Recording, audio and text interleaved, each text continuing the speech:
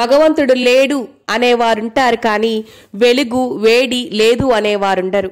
జీవుల చావు పుట్టుకకు, పోషణకు, కాల నియమానికి, ఆరోగ్యానికి, వికాసానికి అన్నిటికీ మూలం సూర్యుడే.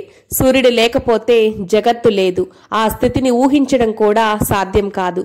అందుకే భూమిపై జీవరాశుల మనుగడకు కారణమైన సూర్యుడిని ప్రత్యక్ష దైవం అంటారు.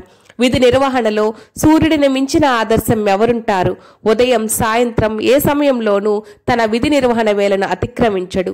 సృష్టిలో సంపదకు, ఆహారానికి కూడా ఆదిత్యుడే మూలపురుషుడు. విద్యా వివేకాలకు, బుద్ధి వికాసానికి వెలుగే మూలం. ముఖ్యంగా సూర్యుడు దక్షిణాయనం నుండి ఉత్తరాయణంలోకి ప్రవేశించే సమయంలో 2 పర్వదినాలు ఘనంగా జరుపుకుంటాం.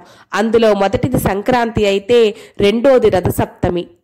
ఉత్తరాయణం ప్రారంభానికి సూచనగా వసంత ఋతువును ఆహ్వానిస్తూ మాఘశుద్ధ సప్తమి నాడు జరుపుకునే రథసప్తమి ఎంతో ప్రత్యేకమైనది.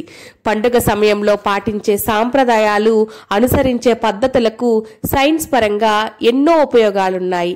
మరి రథసప్తమి రోజు పాటించే నియమాల వెనుకున్న ఆరోగ్య రహస్యాలు ఏమిటంటే, రథసప్తమి రోజు సూర్యోదయానికి ముందే జిల్లేడు ఆకులను తలపై ఉంచుకొని స్నానం చేయడం వలన శరీరంలోని వేడి తగ్గుతుంది. అంతేకాదు, శరీరంలోని టాక్సిన్స్ కూడా లాగేసుకుంటాయి.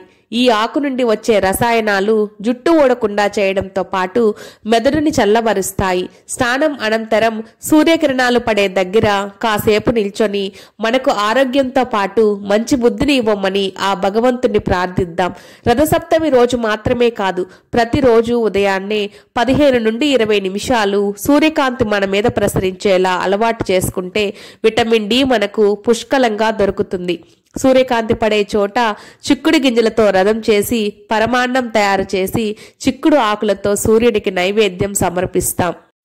సమస్త జీవరాశుల మనుగడకు కారణమైన సూర్యుడు మనకు ఆ త్రిమూర్తులతో సమానం. ఆయనే బ్రహ్మ, ఆయనే విష్ణు, ఇంకా ఆయనే మహేశ్వరుడు.